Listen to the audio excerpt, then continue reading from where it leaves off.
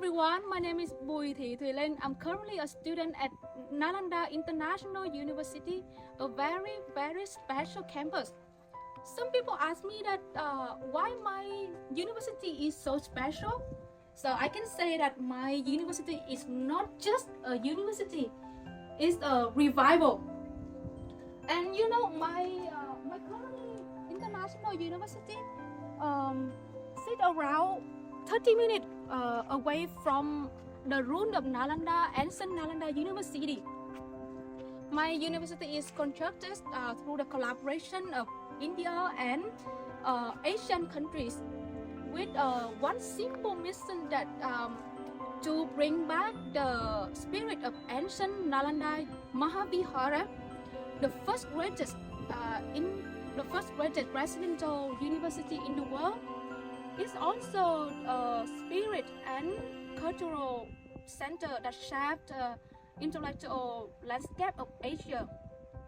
And now, when you come here, you can feel the connection between the new Nālandā University and the ancient Nālandā University.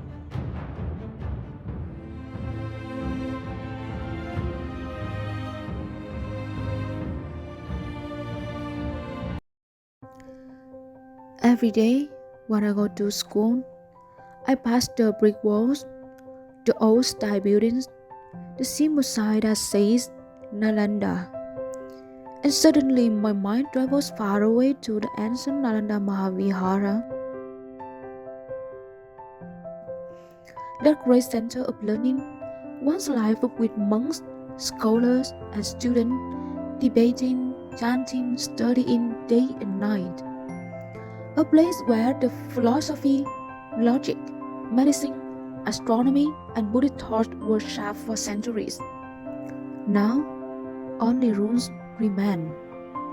Silent stones, echoes of footsteps long gone. And I often ask myself, how did this great center of knowledge come to an end? Fortunately, I came across an article by Anand Saint titled Destruction and Decline of Nālandā Mahāvihāra, the Prejudice and Praxis. It explains two major theories, the destruction theory and the decline theory. So now, let me share them with you.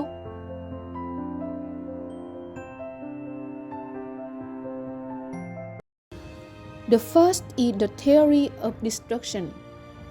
According to this theory, the end of Nālandā was certain, catastrophic, and violent. Around 1193 CE, Bakhtiar Khanji, an Afghan military commander, attacked the region. He is said to have killed monks and burned the great library. A library so vast that it is reportedly burned for months. Millions of manuscripts disappeared. And according to this narrative, Buddhism in India collapsed almost overnight. So, what evidence supports this? Archaeologists found layers of ash and charcoal. Persian and Arabic chronicles, especially Tabaqat al-Nashiri, described the attack, and British colonial historians later repeated these accounts without questioning them. But here comes to pose the key moment. Could a single fire truly destroy a university that survived for centuries? Anand Sai says, no, because the accounts were written to glorify Muslim rulers, were uncritically repeated by colonial scholars, and do not match archaeological or Buddhist records.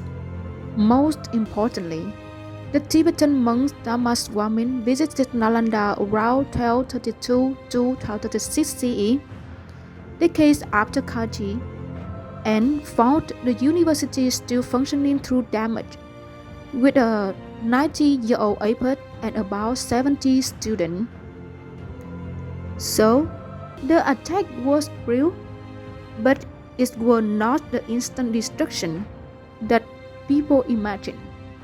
The second is the theory of decline. This theory argues that Nālandā was already weakening long before the attack.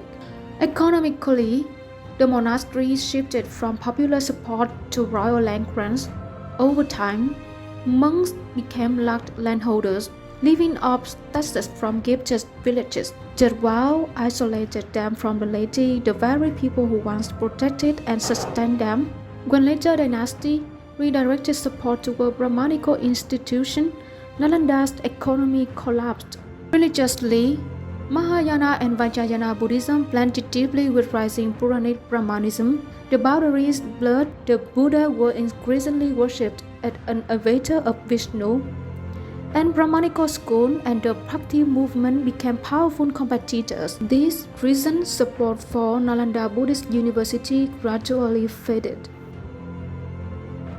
So, which theories is correct? Sudden destruction or long-term decline? The answer is both.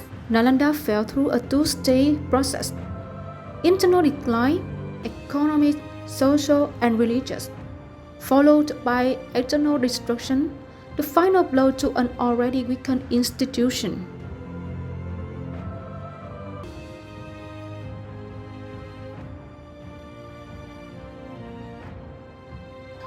And when I look at the long journey of decline and destruction and the revival of Nālandā now, something becomes clear.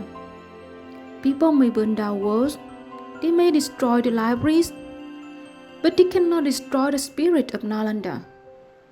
Yes, the buildings were ruined, but its wisdom would not. It traveled across Asia, across the world, carried by monks, teachers, manuscripts, and living traditions. From those truths, a lesson emerged.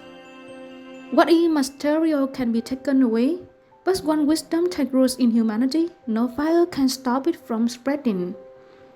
Some things, the more people try to destroy them, the farther they travel. And Nālandā is exactly that kind of truth.